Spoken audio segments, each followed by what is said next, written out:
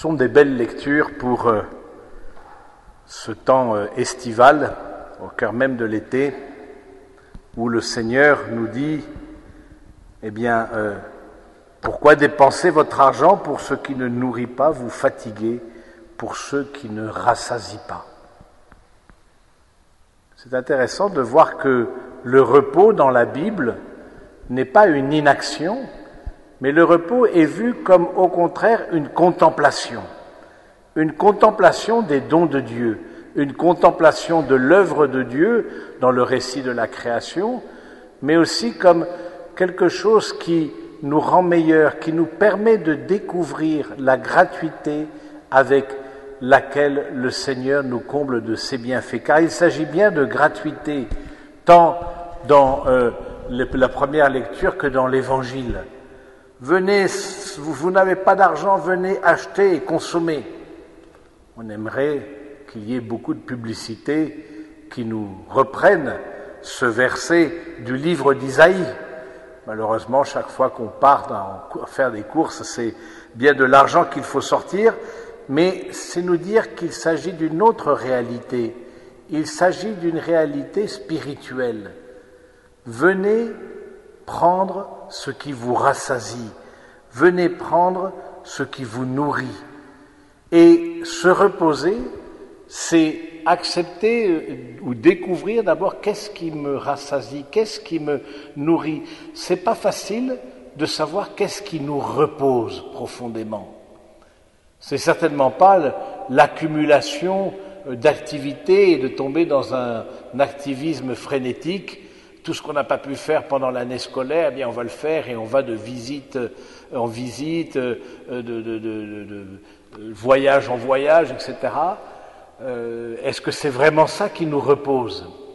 Et il faut apprendre à voir qu'est-ce qui nous rassasie, qu'est-ce qui nous recrée, la récréation, qu'est-ce qui nous recrée, qu'est-ce qui refait nos forces?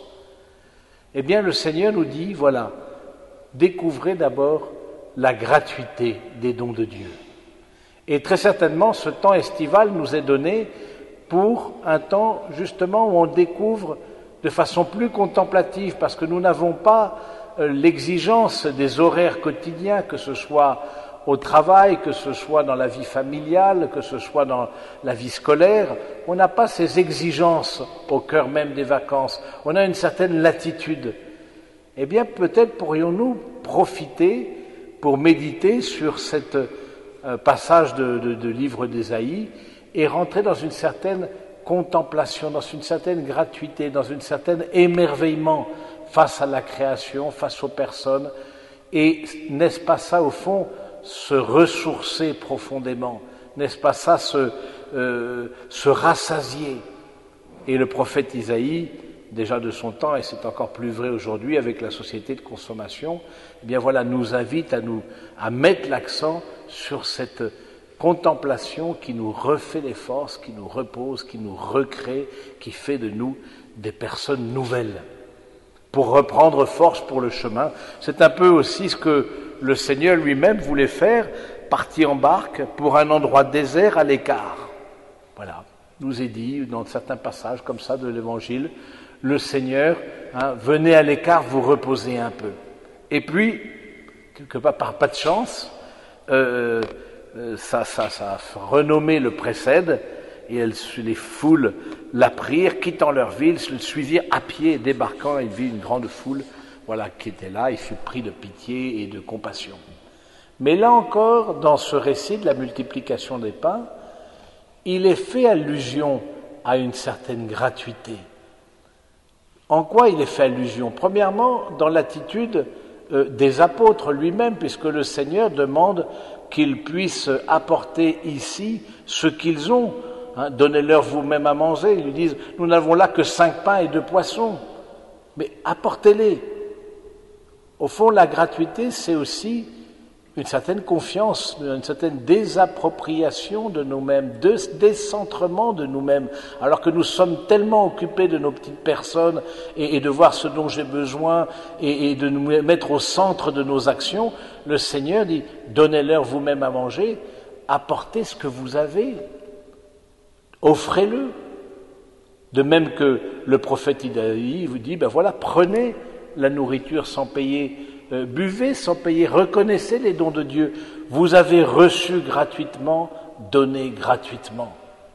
Et on pourrait se poser la question, ces 5 pains et 2 poissons, durant ce temps estival, ça peut être aussi tout simplement le temps des vacances lui-même. Est-ce que ça ne peut pas être l'occasion de visite gratuite aussi à des personnes que l'on n'a pas l'habitude de visiter ou que l'on voit que de loin en loin et qui, voilà, c'est aussi ça, offrir ces 5 pains et 2 poissons, avoir cette attention à l'autre qui me permet d'être plus proche et de découvrir aussi que c'est la communion avec celui que je ne rencontre pas quotidiennement, précisément parce qu'il habite au fin fond de la France, que sais-je, eh bien, voilà, c'est cette communion-là qui va refaire mes forces.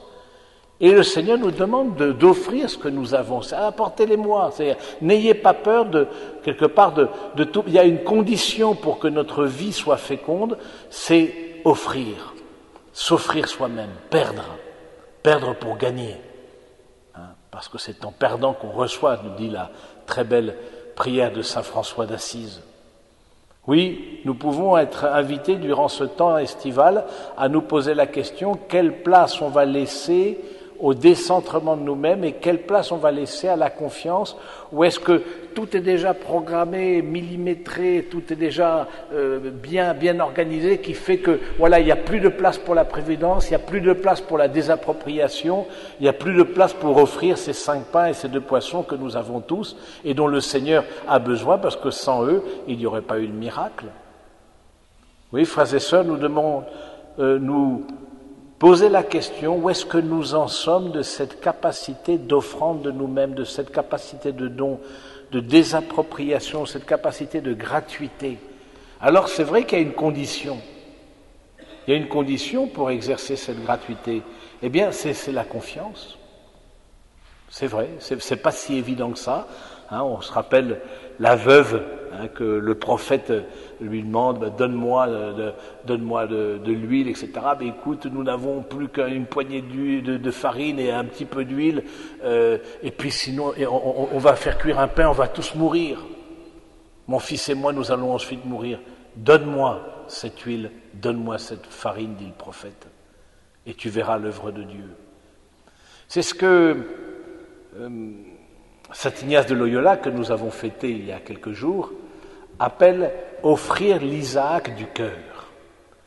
Dans des exercices spirituels qui visent au discernement, et prendre des vacances demande un discernement, qu'est-ce que c'est qu'offrir l'Isaac du cœur? C'est-à-dire ce à quoi nous sommes le plus attachés, ce à quoi voilà, 5 pains de poisson pour des milliers de personnes, le réflexe humain, pour moi, le réflexe des doigts crochus.